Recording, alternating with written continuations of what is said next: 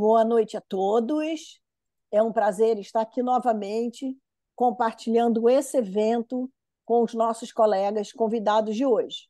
O Dr. Paraná vai entrar a qualquer momento, ele está participando de um evento em Salvador, por isso ele não está presente aqui online, mas em qualquer momento ele vai entrar. O tema de hoje é doença hepática alcoólica e vamos aproveitar a oportunidade para discutir um pouco sobre transplante. Nós temos nossa convidada, a professora doutora Liana Code, que vai dar honra da sua presença no nosso evento. Ela é nossa convidada da Hepatologia DOR e faz parte do grupo da Hepatologia DOR da Universidade Federal da Bahia, e nós estamos trazendo a professora Liana hoje para abordar o tema doença hepática alcoólica nas suas mais variadas formas de apresentação. Como debatedores do tema, nós temos o professor Dr. Paulo Bittencourt, que é da Rede DOR, dispensa qualquer tipo de apresentação. Quero reforçar que a gente está muito feliz de ter você conosco, Paulo, em várias sessões, você sabe disso, sonho antigo.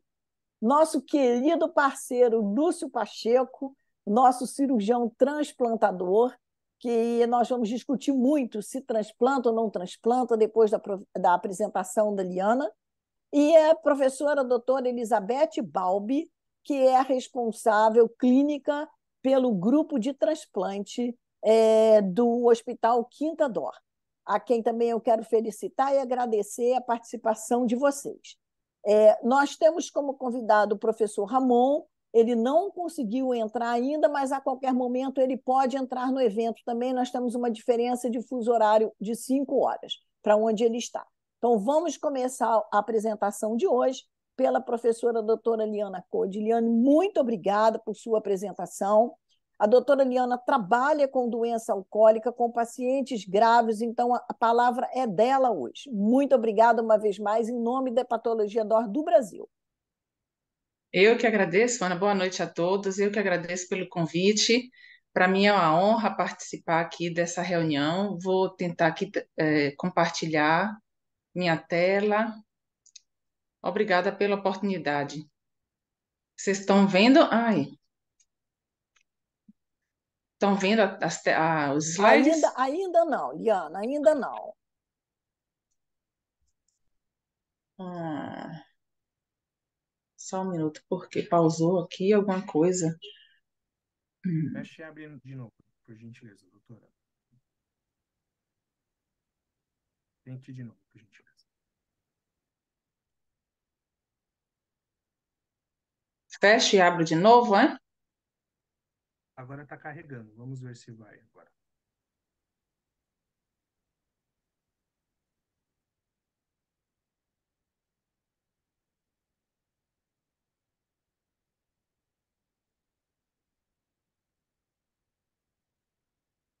Deu certo?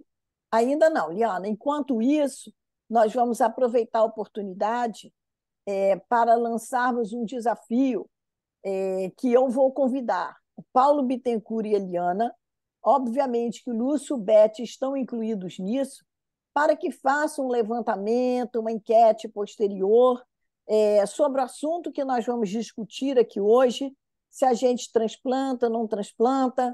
Paulo, eu gostaria que você, Eliana, abordassem esse tema também em particular, e que o Lúcio e Beth também falassem da experiência deles, da indicação ou não indicação de transplante em pacientes com doença hepática alcoólica, sobretudo naquele paciente que chega agudamente enfermo, onde nós temos, na verdade, uma doença crônica agudizada, que nós não conhecemos o paciente, não conhecemos a família, e aí como é que se toma essa decisão? Então, são temas polêmicos que eu gostaria que fossem trazidos e discutidos para que a gente pudesse movimentar esse assunto de hoje.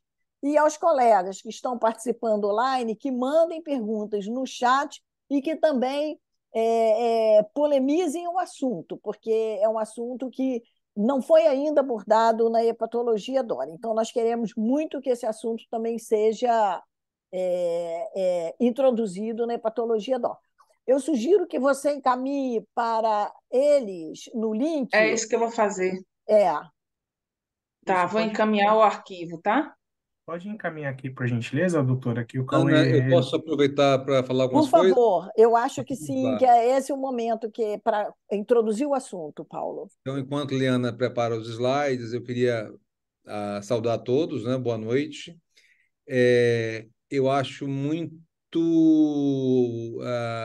importante o tema, mas eu acho que é mais importante ainda a gente ter uma convidada nacional no momento em que a gente está com alguns desafios pela frente, né? Como foi abordado aí pela Ana, a gente tem aqui provavelmente um aumento importante de doença hepática gordurosa metabólica, como a causa de cirrose, mas o álcool ainda é a causa mais prevalente. Não sei se é do conhecimento de todos, mas no último boletim do CISA, o álcool passou a acidentes automobilísticos como a principal causa de mortalidade atribuída ao álcool no país. Tá? E a morbidade do álcool, tá? Associada à doença hepática, cirrose alcoólica, ela está suplantando em muito aquela que nós observamos com doença hepática viral. Então, é um tema extremamente importante. O mundo inteiro já considera, vocês vão ver na apresentação de Eliana, que vai falar melhor do que eu, mas assim, uma coisa é um paciente com cirrose alcoólica, outra coisa é aquele paciente que vem com um quadro agudo de hepatite alcoólica. A maioria dos países está considerando transplante de fígado em pacientes selecionados que não respondem à terapêutica com corticosteroides, e vocês vão ver que a resposta ela é muito frágil, tá? A curto prazo e praticamente nula a longo prazo. Então, é algo que a gente tem que voltar a conversar para levar para os nossos gestores de políticas públicas, rever isso junto à Câmara Técnica Nacional, da qual o doutor Lúcio, aqui, que nos assiste e que vai participar do debate, faz parte, para tentar, na verdade, levantar essa discussão aqui no nosso meio. Eu vou aproveitar, Ana, se você me permitir, não sei se a Audiliana está pronta, perguntar para o pessoal da área técnica aí, da apresentação, se podia botar, inclusive, uma pergunta no chat, né? Vocês concordam com transplante É, boa ideia. hepático para hepatite alcoólica em candidatos selecionados? A gente pode discutir depois o que é selecionado, mas vamos partir de uma coisa bem, digamos assim, dogmática, né? Vocês concordam ou não concordam? Eu gostaria muito que vocês colocassem a posição de vocês no chat, para depois disso gerar uma discussão. Liana, está pronta? Eu já enviei. Recebeu, Danilo? Então, quando o Uhum. primeiro slide estiver pronto, eu vou parar de falar, tá? Até Tá lá, bom. eu vou continuar colocando algumas coisas do que a gente já fez. Eu acho que a gente tem que pensar um pouco algo que é muito estigmatizado, tá? No mundo inteiro, mas principalmente no Brasil. As pessoas acabam acreditando que quem bebe, na verdade, desenvolveu cirrose por livre-arbítrio. E as pessoas esquecem que o paciente obeso e diabético, às vezes, também tem um livre-arbítrio muito semelhante em relação à falta de adoção de mudança de estilo de vida. As pessoas não pensam que quem, por exemplo, tem uma hepatite aguda grave, uma fulminante, que vai para o transplante com prioridade, muitas vezes o faz aqui no país, embora não seja tão frequente, por ideação suicida com o uso de paracetamol. Então, a gente coloca um peso muito grande no álcool em relação à contraindicação para transplante, quando o álcool e o consumo abusivo de álcool é uma doença socialmente aceita e uma doença que é igual a qualquer outra, né? Então, a gente tem que ter uma visão um pouco mais aberta em relação a isso. Nossa população, a maioria dela acha que o álcool é a principal causa de cirrose. Não sei se tem uma visão tão conservadora quanto muitos acreditam, tá? Tem gente que acha que isso pode, a adoção, por exemplo, de hepatite alcoólica como indicação para transplante em casos selecionados, que a Helena vai abordar, pode diminuir a taxa de doação. Então, eu não acredito, mas isso agora vai ser muito melhor discutido por doutora Aliana Cotes, Uhum. que é a médica do Hospital Universitário, professora Edgar Santos da UFBA, professora adjunta da Escola Baiana de Medicina e doutora em gastroenterologia. Liana, por favor. Bom, obrigada e vamos, felizmente conseguimos. Pode passar adiante para mim, Danilo. Obrigada mais uma vez pelo convite. Eu acho que esse assunto é um assunto realmente importante para a gente trazer para a discussão e queria que passasse adiante. Pode seguir. Então, os estudos recentemente publicados mostram que a prevalência global do transtorno relacionado ao uso de álcool é estimada em torno de 5%, e hoje o álcool é a principal causa de cirrose em todo o mundo, contribuindo para 60% dos casos na Europa, América do Norte e América Latina. A incidência global da hepatite alcoólica vem aumentando nos últimos anos, especialmente entre jovens e mulheres, e existe uma estimativa de um aumento de mortalidade relacionado a esse problema nas próximas décadas. Pode passar. Um estudo de base populacional foi recentemente publicado avaliando as hospitalizações pela doença hepática relacionada ao álcool num período de 2006 a 2014. E os autores observaram que nos últimos anos ocorreu um aumento da incidência da hepatite alcoólica entre indivíduos jovens com menos de 35 anos de idade, sobretudo no grupo dos indivíduos de sexo feminino, obesos e de origem hispânica. Esses pacientes fizeram uma percentagem importante de ACLF com graus elevados, tiveram internamentos hospitalares longos, com altos custos hospitalares, pela necessidade dos suportes invasivos, dos suportes artificiais, como ventilação mecânica e diálise. Próximo, por favor.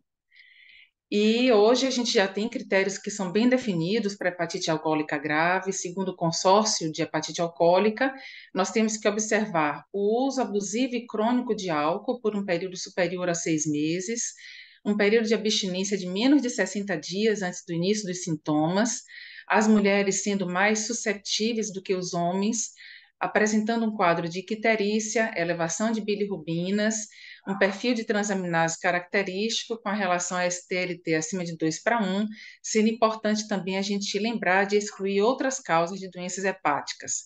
A biópsia hepática, que é considerada como padrão ouro, na realidade ela é feita quando o diagnóstico é incerto, que corresponde a cerca de 1/3 dos casos. Então, a gente pode definir a presença da hepatite alcoólica com base na história clínica e nos critérios bioquímicos. Adiante, próximo, por favor. Então, é bom lembrar que o paciente que consome o álcool em excesso, o álcool, o consumo excessivo, traz uma repercussão importante ah, no intestino. Então, disbiose, supercrescimento bacteriano, permeabilidade intestinal aumentada, translocação, a produção de pumps e dumps que vão funcionar como um gatilho para essa tempestade de citocinas, para as alterações imunológicas que acontecem no paciente com hepatite alcoólica grave. Pode passar adiante, por favor. Então, existe um paradoxo na hepatite alcoólica, porque esse sistema imune ele é hiperativado, mas é um sistema imune que não funciona. O paciente não tem uma defesa antimicrobiana suficiente, porque ele perde a capacidade de fagocitose, tem alteração das características das citocinas, de forma que existe uma imunoparesia, pode passar adiante, e o paciente a longo prazo, com essa exacerbação da inflamação sistêmica, faz essa imunoparesia entrando num estado imunossupressor. Daí a chance dessas infecções bacterianas, infecções oportunistas, que são um problema também frequente nesses pacientes. Pode passar adiante.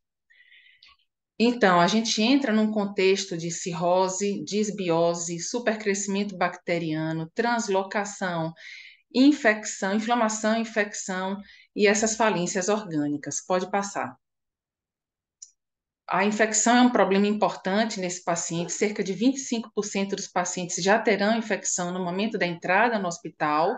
Outros 30% desenvolvem infecção após o internamento. E o que os estudos mostram é que a infecção após o início do corticoide é que vai reduzir a sobrevida desses pacientes. Na realidade, a ausência de resposta é um fator que facilita a ocorrência dessas infecções. Essas infecções incidentes é que vão ter um efeito negativo em relação à sobrevida. Pode passar adiante. Então, a gente tem que lembrar não apenas das infecções pelas bactérias, inclusive cocos gram-positivos, flora multiresistente, mas também as atípicas, as infecções fúngicas, cândida. Nessa casuística belga aqui, a ocorrência de aspergilose foi importante em pacientes que foram admitidos em UTI com MELD mais elevado e que fizeram a corticoterapia. Aqui mesmo, com o tratamento antifúngico adequado, a mortalidade foi elevada num curto período de tempo. Pode passar, por favor. E a gente precisa, então, identificar quais os pacientes que terão um desfecho mais desfavorável, quais são os preditores de resultados negativos. Vários biomarcadores já foram testados, e um que eu trouxe aqui para a gente comentar rapidamente, que eu acho que é importante e fácil de utilizar na vida real, é a relação neutrófilo-linfócito, que pode ser calculada com os exames da admissão. Essa relação ela pode predizer o paciente que tem um risco aumentado de infecção bacteriana, o que tem risco de lesão renal e o que tem menor chance de resposta ao corticoide. Uma relação abaixo de 5 ou acima de 8 já sugere uma resposta mais baixa à corticoterapia. Pode passar, por favor. E o próximo. No manejo desses pacientes, o que é que a gente vai procurar fazer? A gente vai tentar recuperar a função hepática, evitar a ocorrência desses eventos infecciosos de falências orgânicas, ACLF, que é uma condição que vai aumentar o risco de óbito em curto prazo. A gente precisa lembrar que o alcoólatra, ele conceitualmente, ele é um paciente desnutrido, então a gente tem que garantir uma ingesta adequada de calorias e a gente precisa consolidar a abstinência, remover o fator causal, que seria o consumo alcoólico, consolidar essa abstinência, porque é isso que vai melhorar a evolução a médio prazo. Próximo, por favor. Então, em relação ao tratamento farmacológico, o corticoide ele traz um benefício, mas para uma percentagem pequena de pacientes. Existem vários trabalhos, o nível de evidência é importante, mas ele traz uma modesta redução de mortalidade e beneficia um número pequeno de doentes, porque muitos desses pacientes não terão elegibilidade para o uso do corticoide por apresentarem sepse não controlada ou sangramento digestivo ativo. Então, por isso a gente precisa tentarem, os estudos são desenvolvidos para que se encontrem novos alvos terapêuticos e a necessidade da gente trazer, sobretudo na nossa realidade, esse debate sobre o transplante hepático precoce. Próximo, por favor. Existe um estudo que já deve ser conhecido de muitos aqui, o STOPA, que foi publicado no New England já há alguns anos atrás, mas esse trabalho comprovou que o corticoide reduz a mortalidade em curto prazo, mas esse benefício não se sustenta com 90 dias ou um ano. Esses pacientes que usaram corticoide tiveram, de fato, uma maior incidência de infecção, e essas infecções após a corticoterapia impactaram na mortalidade de 90 dias. Depois desse estudo, a pentoxifirina caiu em desuso, porque esses resultados não foram favoráveis, ela não trouxe nenhum benefício, nem na monoterapia, nem na combinação com corticoide, então a gente deixou de usar depois dessa publicação. Pode passar adiante. E aí a gente sabe que o corticoide vai ser avaliado para um paciente que tem um MADRE acima de 32, a gente avalia o modelo de Lilly com 7 dias de tratamento, e aqueles que não respondem têm realmente uma redução de sobrevida importante. Pode passar adiante. Como eu comentei, o suporte nutricional é uma condição, uma questão importante. A gente precisa observar o que é recomendado pelos guidelines de nutrologia. Uma dieta hipocalórica vai reduzir a sobrevida desses pacientes. A gente tem que sempre pensar num suporte oral, deixar a via enteral para casos selecionados, sendo o NPT uma indicação excepcional. Pode passar. Mas o suporte enteral é importante, o nutricional é importante. E como eu comentei, a hepatite alcoólica é o segundo fator mais importante desencadeante de ACLF, perde apenas para as complicações infecciosas na cirrose. Então, a libação alcoólica e a hepatite alcoólica vão trazer essas modificações no ambiente imunológico e vão se associar à ACLF muitas vezes. Pode passar. E a gente precisa pensar o que a gente vai fazer nesses pacientes com polo de maior gravidade. Existe uma casuística belga que avaliou uma corte prospectiva, avaliando os pacientes com hepatite alcoólica comprovada por biópsia. Aqui os autores mostraram que a presença da ACLF aumentou em muito a mortalidade em 28 dias, e esses pacientes que tiveram ACLF tiveram a menor chance de resposta ao corticoide. Observem que nessa casuística, só 8% com ACLF grau 3 respondeu de acordo com o modelo de Lilly. Esses pacientes, eles infectaram mais e morreram mais. Então, não existe uma recomendação definitiva para o uso do corticoide em paciente com ACLF de alto grau. Essa decisão deve passar por uma avaliação individual de cada paciente. Pode passar adiante, por favor. Então, como o corticoide tem suas limitações, vários trabalhos pode passar. Vários estudos tentaram procurar ou encontrar outros alvos terapêuticos adiante, e esses trials, eles foram desenhados com base nessa fisiopatologia do eixo fígado e intestino. Então, existiram estudos com moléculas que foram anti-TNF, como infliximab, etanercept, os estudos com drogas anticaspase, ou colônia estimulante, ou interleucina 22, que poderia talvez aumentar a regeneração hepática. Vários trials foram desenvolvidos, houve uma motivação unânime em relação a isso, pode passar. Então, por exemplo, os agentes anti-TNF, eles não se mostraram eficazes, seguros e efetivos para esses pacientes. Os testes com infliximab ou etanercept, alguns dos trials foram inclusive interrompidos porque alguns pacientes no grupo do tratamento morreram mais do que no braço do placebo. Isso porque o TNF é uma citocina que tem importância na regeneração, o bloqueio induziu infecções graves e os pacientes morreram numa frequência elevada. Pode passar adiante. A gente também teve estudos que comparou prednisona isolada com a combinação da N-acetilcisteína. Existe um estudo francês que sugeriu um benefício na sobrevida.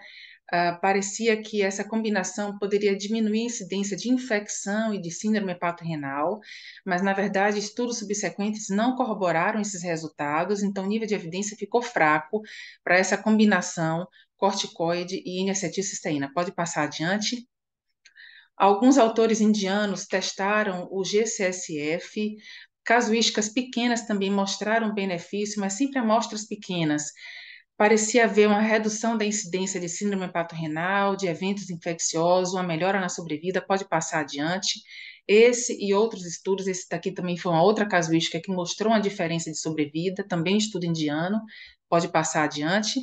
Mas, na verdade, quando foi feita uma revisão sistemática e uma meta-análise pelo grupo de Christophe Moreno, eles não observaram os mesmos resultados na população caucasiana. Então, esses benefícios do GCSF não foram confirmados na população europeia. Pode passar.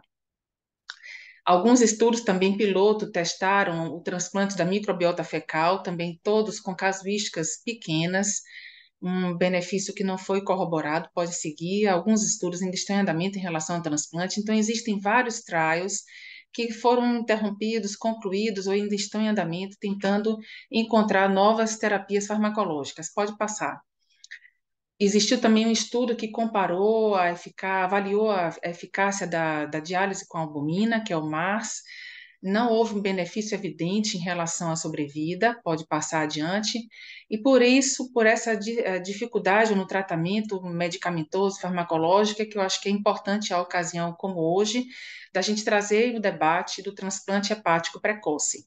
Existiu esse estudo pioneiro, que foi um estudo franco-belga, conduzido pelo grupo de Philippe Mathurin, que colocou o transplante para pacientes com hepatite alcoólica grave, não respondedores ao corticoide, eles com critérios muito selecionados, eles foram transplantados e foi feita uma comparação de sobrevida com os graves sem o transplante. Houve uma diferença expressiva entre quem transplantou e não transplantou, e esses pacientes foram acompanhados por um follow-up de 2 anos e não houve uma recidiva do consumo etílico nesses pacientes transplantados. Pode passar. Resultados parecidos também foram vistos por autores americanos que viram uma sobrevida semelhante entre o transplante precoce ou o transplante com abstinência de 6 meses, pode passar. E daí um dado que eu acho interessante, que foi publicado no Liver Transplantation, Teresa Antonini, que é uma italiana que trabalha no Paul Bruce, ela fez um questionário que foi divulgado online para os principais centros transplantadores na França, tentando avaliar nesses centros a postura em relação ao transplante precoce para esses pacientes graves e não respondedores à corticoterapia. E vejam a importância do trabalho de Maturhan, que foi realmente uma mudança de paradigma. Depois dessa publicação, a maioria dos centros franceses mudaram suas condutas e hoje 65% dos transplantadores franceses seguem a regra de 3 meses de abstinência. Eles trocaram 6 por 3 meses, mostrando que houve um impacto importante depois desse trabalho de Maturhan. Pode passar. Então, assim, o que que a gente observa? Ao longo dos anos, um aumento do número de centros transplantadores que preconizam agora o transplante precoce. Mas esse transplante, ele não é colocado para todos os pacientes. Existem critérios que a gente avalia para considerar a elegibilidade para esse transplante. É importante que o paciente esteja na primeira hepatite alcoólica, que não seja um processo recidivante, que ele tenha uma rede de apoio familiar, algum grau de escolaridade, que ele se engaje no tratamento psicoterápico e que ele tenha ausência de comorbidades psiquiátricas. Então, quando a gente considera esses critérios, poucos pacientes são, na verdade, elegíveis para transplantar, segundo os dados de literatura, menos de 5% acabam sendo considerados como elegíveis para o transplante. Pode seguir adiante, por favor. Então, nós fizemos, na ocasião, pode passar, do congresso, último congresso brasileiro de hepatologia, próximo, por favor. A gente organizou Paulo, inclusive, foi o idealizador disso, na verdade.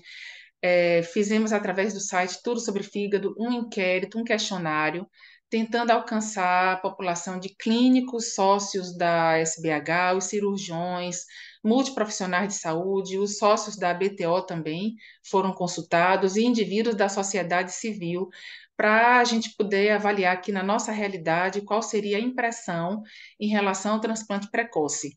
Um dado positivo foi que não apareceu, apesar de ter sido pequeno o número de indivíduos não médicos que responderam, não pareceu haver uma resistência em relação à doação para quem tivesse um consumo ativo. Mas, para nossa surpresa, o padrão de resposta foi numa linha mais conservadora, e a gente discutiu isso no último congresso e ficamos de trazer para debate no SNT, inclusive com a ajuda de Rita Silva, uma colega que faz parte da Câmara Técnica, para a gente colocar esse assunto de volta em debate para revisão de condutas. Pode passar? Então, a gente precisa lembrar também que esse paciente precisa de uma assistência multidisciplinar, porque a recidiva do consumo alcoólico vai acontecer em 70% dos casos. A mortalidade é maior em quem recidiva, então eles precisam ser vinculados. A gente precisa tentar colocar esses pacientes em terapia cognitiva comportamental, ou se o paciente não tiver acesso a mesmo participar do grupo do AA, e tentar também colocar alguma droga que possa ajudá-lo a prevenir a recidiva do consumo. Pode passar. Tem um trabalho que foi publicado que mostrou justamente isso, que essa terapia comportamental junto com a farmacoterapia pode reduzir a chance de recaída do consumo, diminui a descompensação hepática e diminui mortalidade em curto prazo, mostrando que esse paciente precisa da multidisciplinaridade. Então, de uma maneira objetiva, pode passar, por favor, a gente pode dizer que a hepatite alcoólica é uma condição grave que se associa a várias alterações imunológicas e orgânicas e que vai acometer os indivíduos jovens. Então, o prejuízo socioeconômico é grande com essa doença. Essa é um dos principais fatores que desencadeiam a ACLF, que é uma condição que sabidamente aumenta a mortalidade no curto período. O corticoide, que é o tratamento que a gente tem com a evidência de literatura, ele continua ainda sendo a primeira linha, mas ele beneficia um número limitado de pacientes. Então, a gente precisa identificar precocemente o não respondedor através do modelo de Lilly, para a gente evitar um tratamento fútil. E veja, um prognóstico do não respondedor é um prognóstico muito ruim, a sobrevida de 25% em 6 meses. Então, é um paciente que não vai aguentar esperar esses 6 meses para abstinência.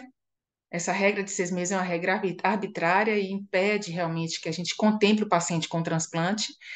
E a gente espera esses estudos que estão em andamento, os trials que avaliam rifaximina, o ácido beticólico, dentre outras moléculas.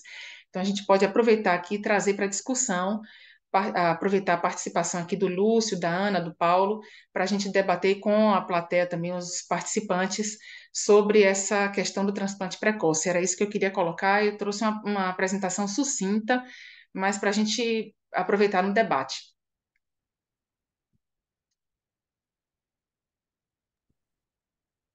Muito obrigada, Eliana, por suas considerações excelentes. Paraná está aqui falando comigo. Ele está com o olho aqui, outro lá. Parabéns pela sua apresentação. E agora eu queria que o debate fosse começado. Paulo, Lúcio, Beth, por favor, vamos lá começar a debater o assunto, por favor. Obrigado, Ana. Esperar que a Beth já entrou, o Lúcio também. Eu já falei tanto no começo que eu vou passar inicialmente a palavra para eles. Mas eu tenho várias perguntas e vou estar de olho aqui no chat para ver quem levanta a mão ou se alguém bota a pergunta no chat, tá bom? Vou passar aí para a Beth e para o Lúcio. Boa noite, gente. Peraí. É um prazer estar aqui conversando com vocês no assunto que a gente tem falado bastante. Eu tive a oportunidade de discutir um pouco a regra dos 6 meses numa aula que a gente conversou lá no Ceará há pouco tempo. E nessa apresentação, eu cheguei a fazer uma revisão sobre como a regra dos 6 meses é vista no resto do mundo. Eu acho que, como a Liana falou, a aula foi muito completa, Liana. Eu não achei uma aula sucinta, não, achei extremamente completa. E acho que é algo que mundialmente tende a cair e a gente vê uma aceitação e um pioneirismo grande do grupo francês e isso na Europa. Na França, pela revisão que eu fiz, 100% dos centros transplantadores hoje em dia não pensa mais na regra de 6 meses de abstinência. Eles não vi definido uma regra de 3 meses, mas 100% dos centros franceses começaram a pensar diferente e agir de forma diferente em relação à hepatite alcoólica. Quando eu tentei revisar aqui na literatura não, nas diretrizes nacionais, nas regras de transplante, oficialmente eu não consegui achar isso escrito como uma obrigatoriedade mais no que a gente tem de lei atualmente. Existem diretórios regionais que estabeleceram condutas para as áreas onde se estabeleceu uma discussão regional para São Paulo, uma discussão regional em outras áreas do país, mas eu acho que é de ideia. Eu não vi o resultado final desse inquérito do Paulo, mas a minha percepção é que todo mundo tem algum grau de discordância em relação a essa regra muito engessada da espera de 6 meses, tanto pela mortalidade do paciente, quanto por ser realmente uma regra que não se prova o benefício, que isso provavelmente não é isso que vai fazer o paciente recidivar ou não recidivar no álcool depois do transplante. A gente tinha trabalhos anteriores que estabelecia a taxa de recidiva no álcool para as cirroses alcoólicas que você transplantava em torno de 30%. Então, esses pacientes tinham 6 meses de abstinência e, mesmo assim, tinha uma chance de recidiva que oscilava em torno de 30%. E a gente aceitava transplantar esses pacientes porque simplesmente eles cumpriam 6 meses de abstinência. Então, é lógico que estavam faltando inúmeros critérios para você realmente selecionar quem é o paciente com menor ou maior risco de recidivar no álcool. Hoje em dia, existem vários testes para aplicáveis psicológicos, vários testes de abordagem familiar e, particularmente, eu acho que rede de apoio é uma coisa que a gente busca em qualquer paciente que a gente vai transplantar, independente de ser por álcool ou não. A rede de apoio no alcoólatra Verdade. certamente é mais difícil, né? Você já tem um cara que simplesmente já tem uma desagregação em torno dele grande, ele já foi algo muitas vezes rejeitado por um monte de gente, só que na hora que o cara está grave, morrendo, às vezes a rede de apoio até aparece. Então você vai e resgata um ou outro parente que naquela hora correu, não, está morrendo, eu vim salvar. Mas na hora disso ser perene, de você ter aquela pessoa por um tempo prolongado, às vezes não se confirma, mas mesmo em outras etiologias, às vezes a gente também vê que não se confirma, né? Então, eu gostei muito da apresentação, eu acho que foi uma sequência muito legal de mostrar a falta de oportunidade que a gente tem com farmacoterapia e a grande oportunidade que a gente tem para alguns doentes com transplante de fígado, né? Então, eu acho que isso vai acabar caindo por terra e eu espero que a gente siga discutindo isso ao longo dos próximos congressos mesmo. Deixa eu desligar esse assunto. Boa noite a todos. Paulo, Liane, Ana, parabéns pela apresentação, Liana. Assim, a minha visão como cirurgião de transplante de fígado, de transplantar ou não um paciente que ainda não teve uma abstinência grande de 6 meses, é uma visão mais de vanguarda. Assim, eu concordo com os centros europeus agora que já abandonaram essa regra de 6 meses e se baseiam na decisão de transplantar ou não um paciente por álcool, numa decisão muito mais com critério psicológico, critério de apoio familiar, do que o tempo de abstinência por si só.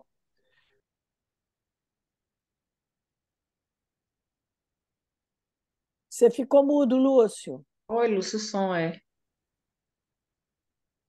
No Brasil, a gente tinha uma definição em portaria de que tinha que ter 6 meses de abstinência, e essa portaria foi substituída por várias outras portarias depois, onde não aparece mais o tempo de 6 meses como obrigação.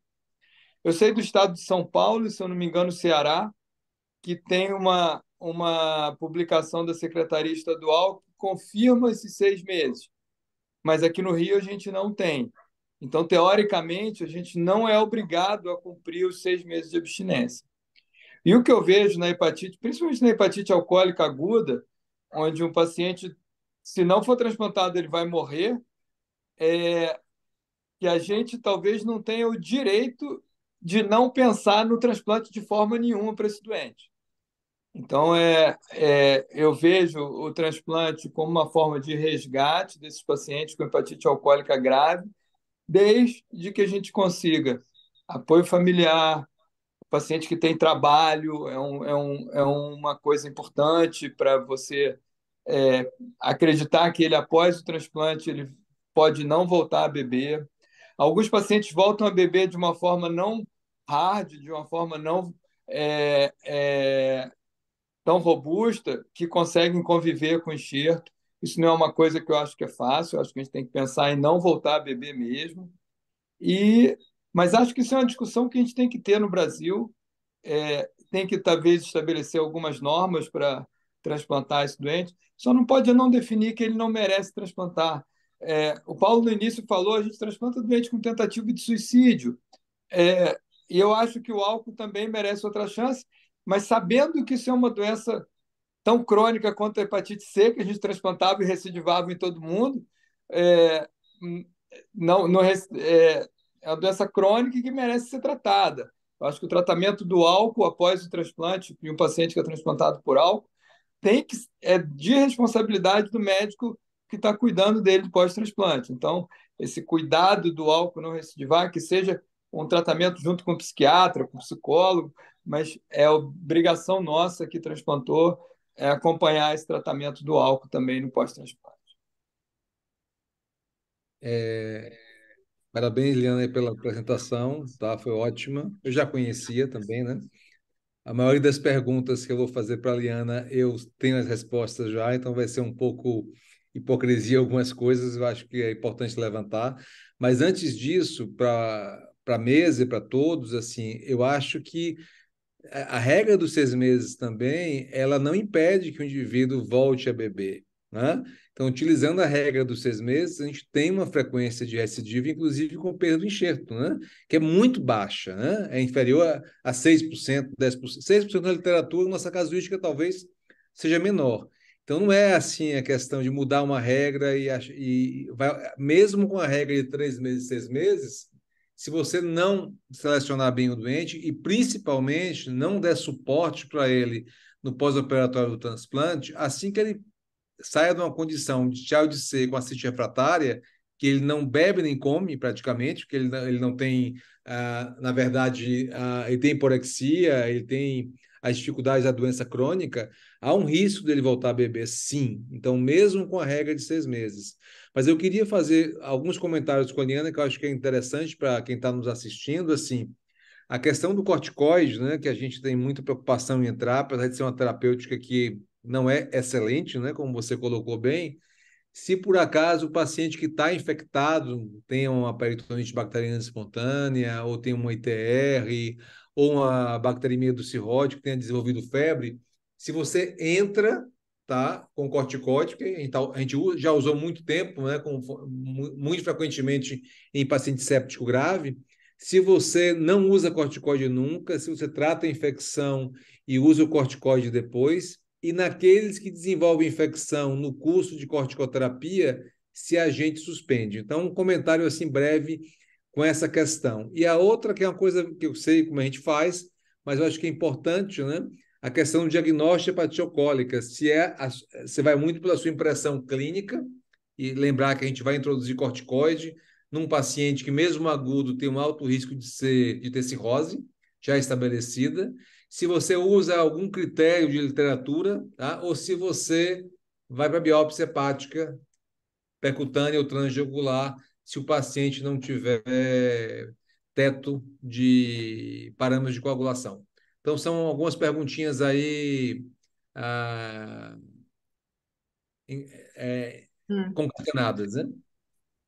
Então, em relação ao diagnóstico, a gente pode definir pela clínica.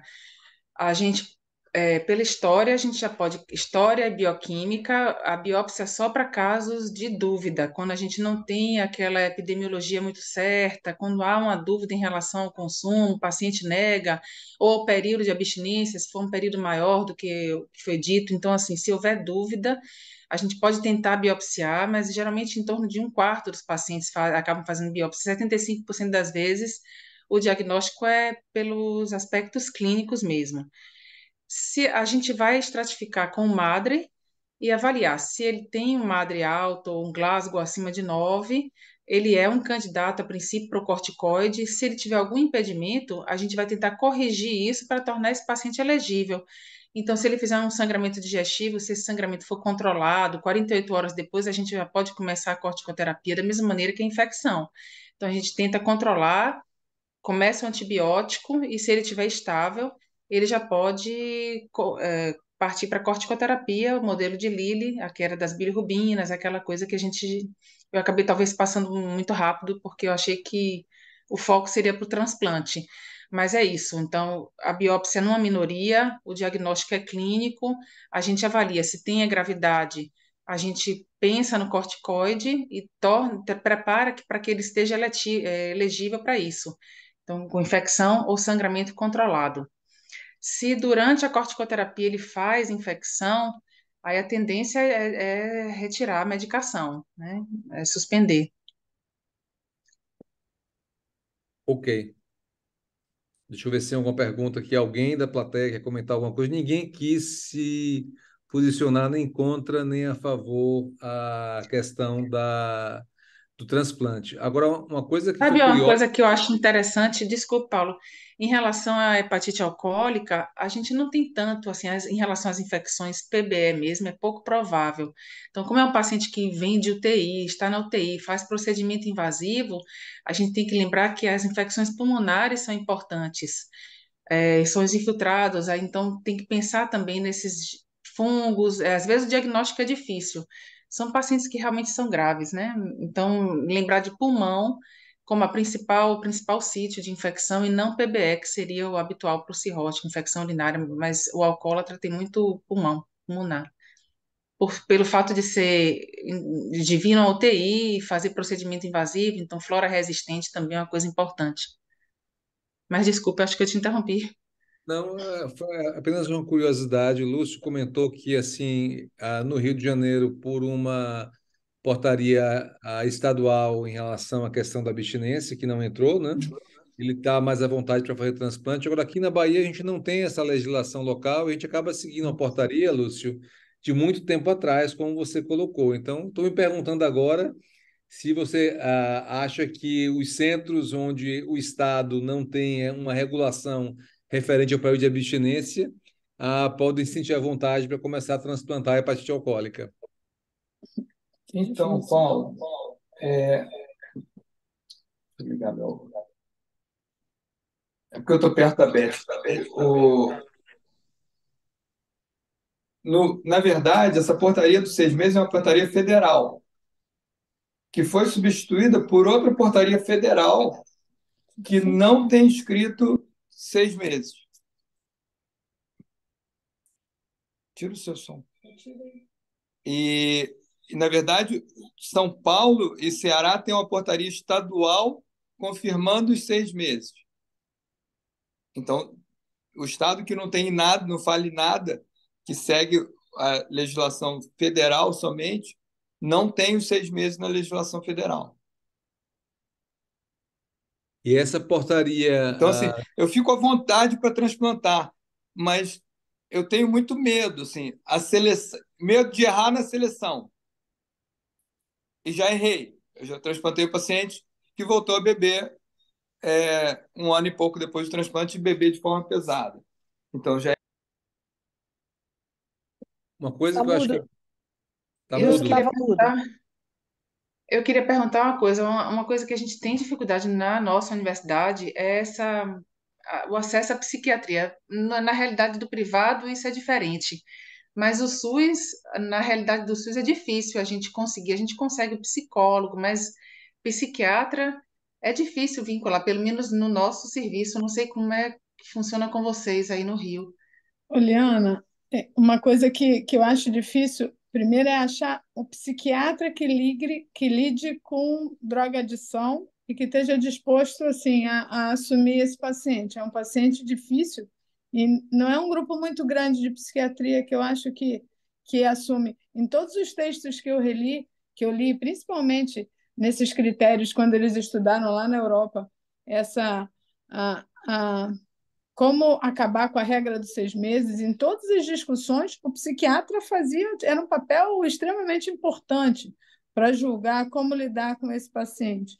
Hoje em dia, eu queria até, na verdade, perguntar uma coisa para vocês de volta, se em algum momento, quando vocês viram um doente recidivado pós-transplante, recidivado no álcool, eu, por exemplo, nunca prescrevi baclofeno, porque eu não me sinto nem à vontade, porque não é uma droga do meu dia a dia que eu saiba lidar muito bem e nem como esperar o resultado disso, né? O que que eu tenho que esperar? Então, o nosso treinamento para lidar com o etilista ou com etilismo doença e manejo de droga é muito ruim, eu acho.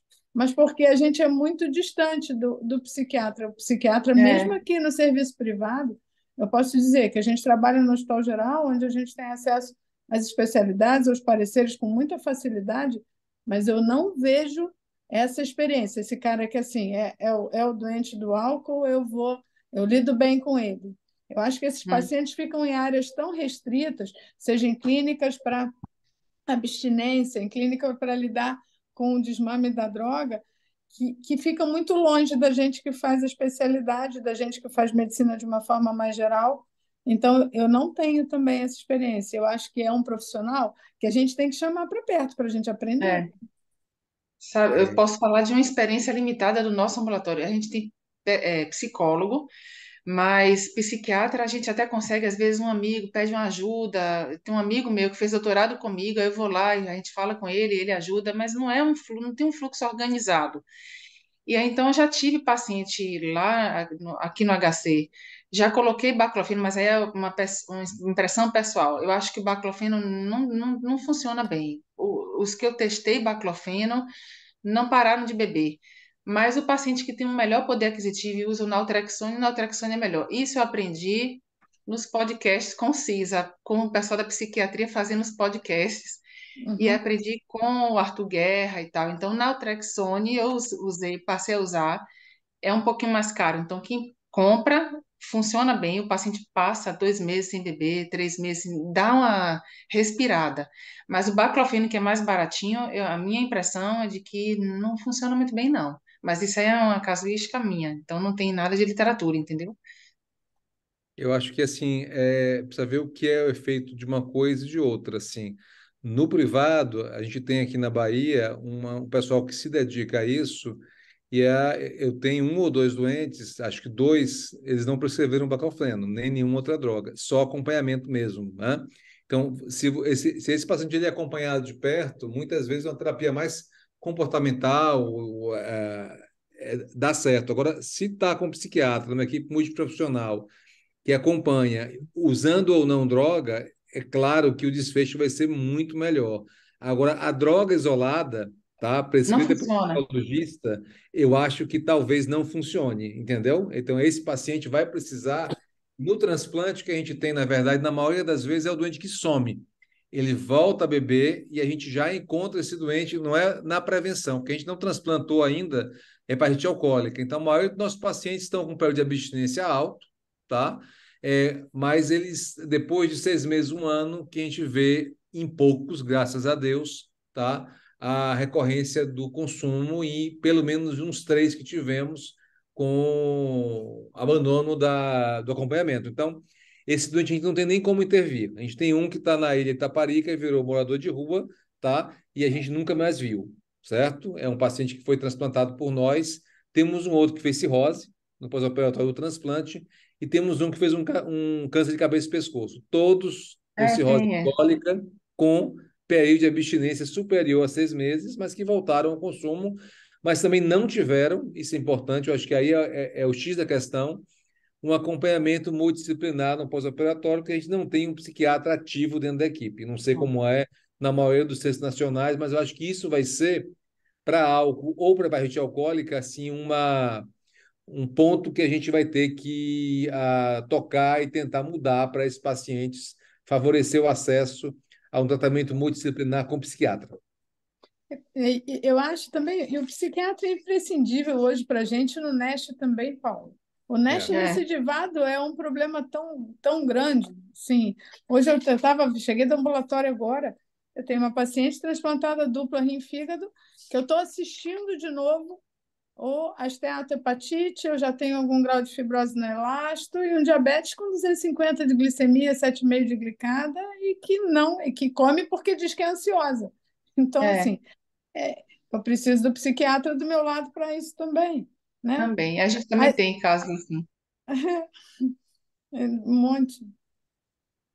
Aí hoje eu fiz proposta de bariátrica, de semaglutida, dessas coisas que vêm de novo para a gente, né? E agora no álcool a gente tem menos mão, né? O doente vem te pedindo auxílio. O abstinente na cirrose alcoólica é muito fácil, ele está muito grave. Ele para de beber porque ele quer sobreviver e ele sabe que ele está morrendo. Ele fica bom, ele volta a beber, né?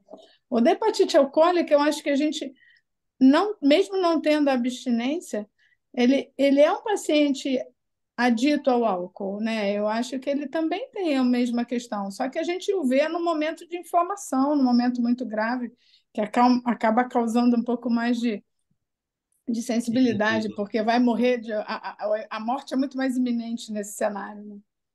e tem uma questão que assim, a gente induz o doente a, a produzir prova contra ele mesmo, né? Que a gente pergunta algo que a gente vai usar contra ele, né? Depois, você está bebendo há quanto tempo?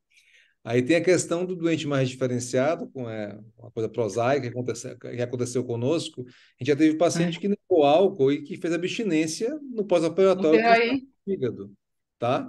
Era curioso que ele era irmão de um padre, que o padre também disse que não tinha, ele não bebia. E aí fez abstinência no pós-operatório. Ou seja, o indivíduo que sabe que legalmente se leva em consideração os 6 meses, ele mente. Tá? E às vezes a gente aceita isso como uma prova de que ele não vai recidivar e que ele não tem consumo problemático de álcool. Isso não é real. Então, acho que a gente tem que ver o problema como um todo, tá? O indivíduo que faz cirrose por álcool, o indivíduo com hepatite alcoólica, é um indivíduo que deve ser acompanhado preferencialmente, assim como o Neste, como a Beth colocou, com um psiquiatra, sempre. É o ideal. A gente não tem no nosso meio, não sei que serviço tem, tá? Público, tá? Mas é algo que é um ponto para ser sempre batido. Gente, eu queria. Vocês estão me ouvindo? Queria dar Sim. uma palavra aqui. estou ouvindo vocês falarem e eu concordo com absolutamente tudo. Estou aqui me lembrando de 4 pacientes de doença alcoólica. Desses 4, 3 eu mandei para Lúcio e eu não me lembro de nenhum deles vivo, porque voltaram a beber. E um foi transplantado há quase 30 anos atrás e realmente também morreu porque voltou a beber. Quando o Beth fala que a gente não tem esse apoio, é verdade, porque a gente não tem, por mais que possamos insistir, um apoio de um psiquiatra. A psicóloga a gente tem, mas o apoio do psiquiatra. E, na verdade, nós estamos falando de 2 doenças. Nós falamos de uma doença, alcoolismo, que é uma doença, é um distúrbio, nós sabemos disso, e falamos de uma doença decorrente do alcoolismo, entendeu? Então a gente trata uma, mas não consegue tratar outra, porque a gente não encontra um parceiro que siga na mesma intensidade do hepatologista esse tratamento.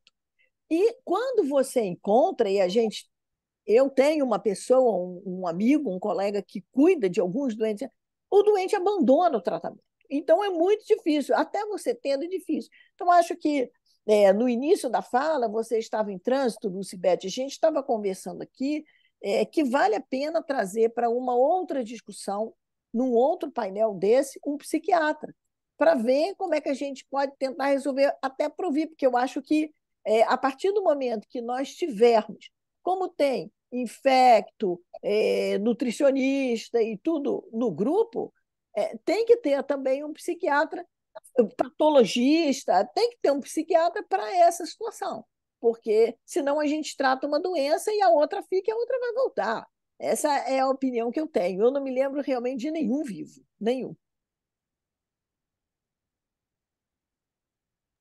E um psiquiatra dedicado, né? Porque temos o outro lado da Não, olha aqui. medalha.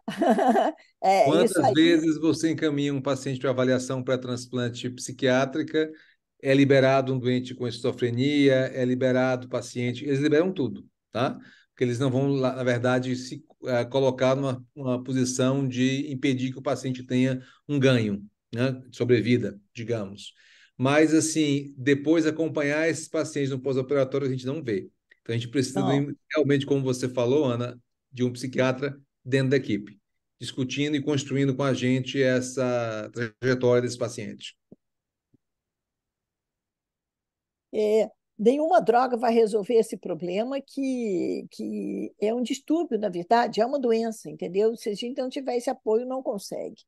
O tema é muito bom. Eu queria aproveitar que vocês 4 estão aí, eu tinha falado no início, para fazer um novo levantamento com uma nova maturidade, 4 anos depois, para ver onde que a gente consegue chegar e quem tem alguma força na Câmara Técnica, trazer muito esse assunto à baila, e vocês que são transplantadores, acho que vale a pena rediscutir isso e ouvir novamente a opinião 4 anos depois, porque realmente o número mágico de 6 meses, eu não sei como é que sai o número mágico de 6, de 3, de 2, porque quem está com o doente ali à beira-leito é que sabe que a matemática dura e fria aplicada numa doença dessa. Eu faço o seguinte, Lúcio, dá uma olhada aí nesse paciente, fala com o Beth, vê se ela concorda. É isso que eu faço, entendeu? E a gente sai num sentimento, porque se eles falam dá, a gente vai junto, a gente cerca a família e não tem muito esse apoio aí, até para a gente, né, Beth? Um apoio você. A gente acaba sendo, eu acho que a gente é muito benevolente, porque é muito fácil a contraindicação clínica do transplante, mas é muito difícil a contraindicação social.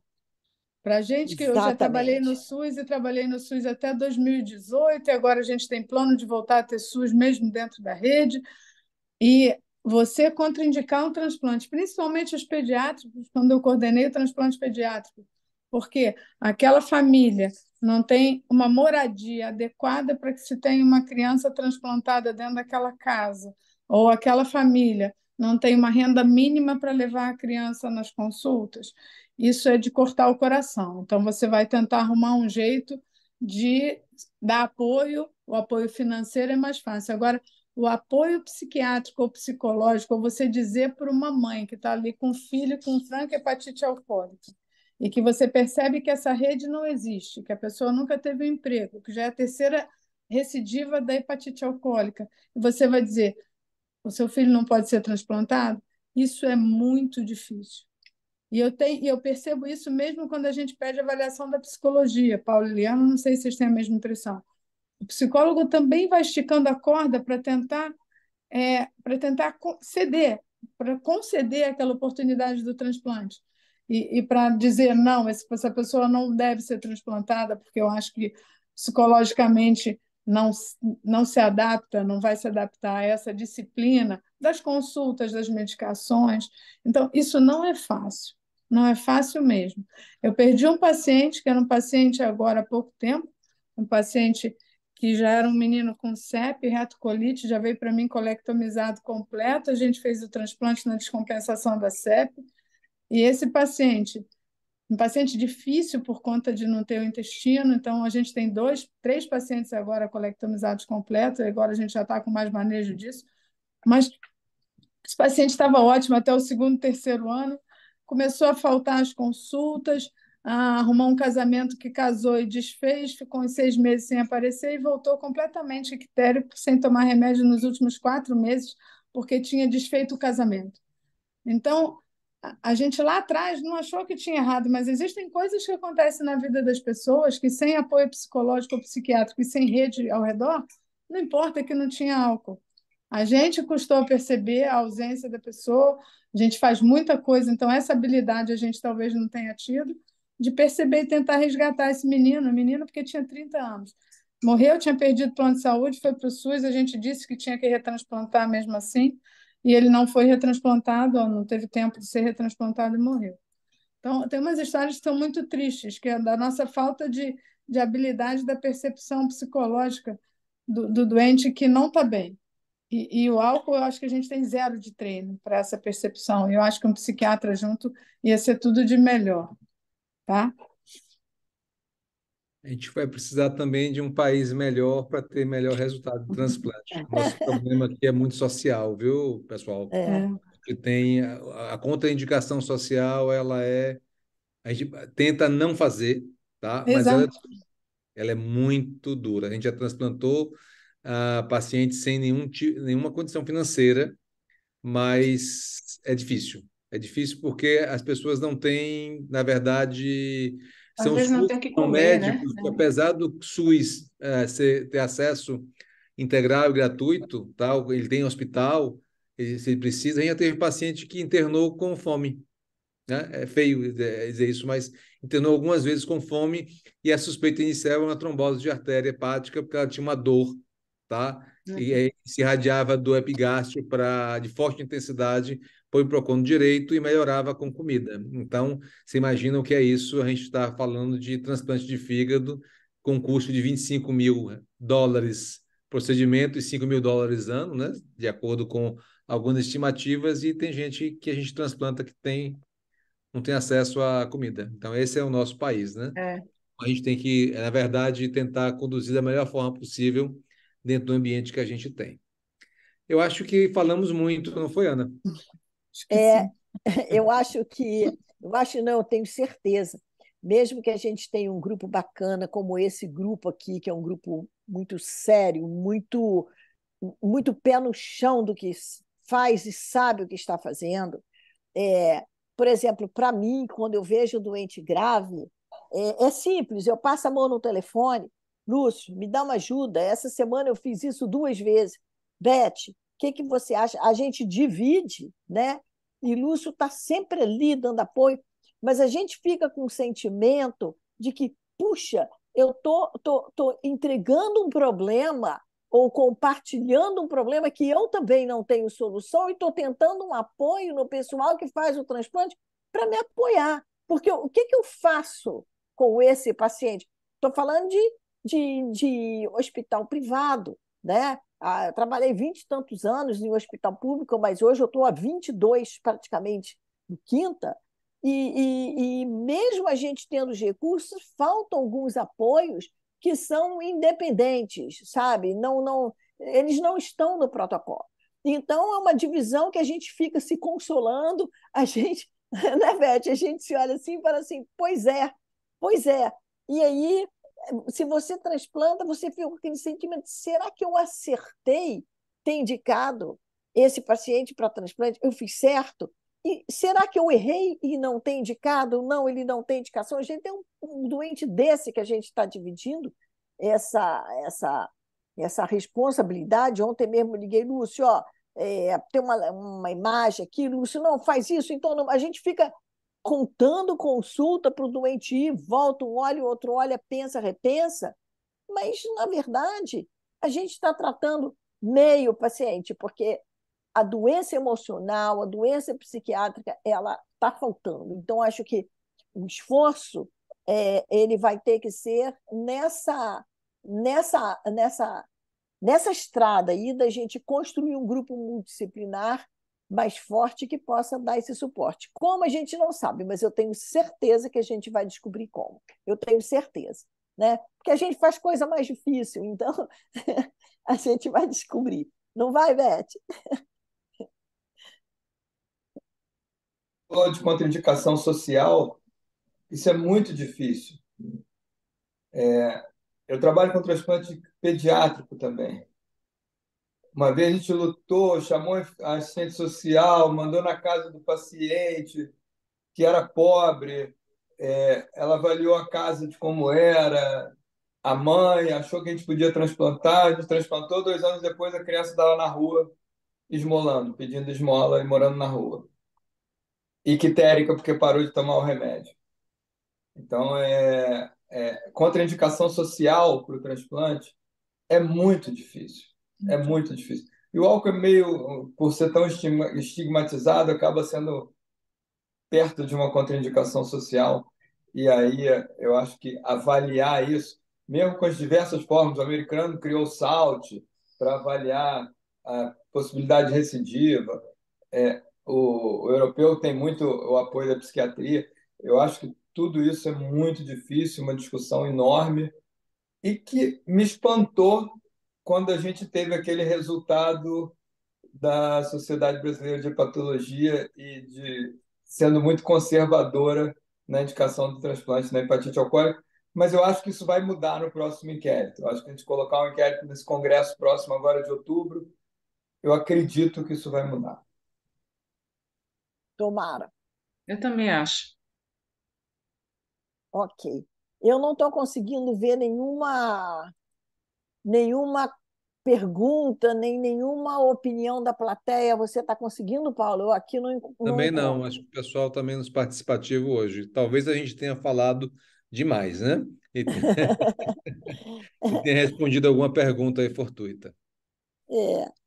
Bom, então eu acho que se algum dos palestrantes não quer falar mais alguma coisa, querem. Então, vamos encerrar. Eu quero agradecer. Tem aqui um comentário da nossa colega Ana Paula França dizendo que a palestra está maravilhosa. É um comentário bom que Obrigada. incentiva a gente seguir nessa estrada. Eu quero agradecer, em nome de Patologia DOR, a cada um de vocês. Um agradecimento especial à Liana, que aceitou o nosso convite, o desafio de trazer esse assunto à baila. Um agradecimento também ao Paulo, que agora é nosso membro permanente. Não posso deixar de agradecer em público ao Lúcio e a Beth, que são os apoiadores, são os nossos cirurgiões de fígado, que apresentam para a gente resultados assim maravilhosos. E, por fim, agradecer aos colegas que ficaram aqui, que participaram dessa sessão, agradecer o suporte da TI, que nos respaldou com o suporte tecnológico. Quero mandar um abraço para cada um de vocês, palestrantes e colegas que participaram do Paraná, que está num outro evento no momento, e aproveitar para a gente convidar para o dia 28 de setembro, quinta-feira, o nosso evento, também um tema que nunca foi abordado aqui, mas que eu vou confirmar com o palestrante para que eu possa trazer. Tá? O cartaz vai sair com muita antecedência. Uma vez mais, muito obrigada a cada um de vocês e vamos seguir e vamos voltar a esse tema mais para o final do ano, tá bom? Muito obrigada. Obrigada. Boa noite, Ana. Boa noite a Obrigada, todo gente. mundo. Boa noite. Tchau. Tchau, Liana. Tchau, Tchau. obrigada.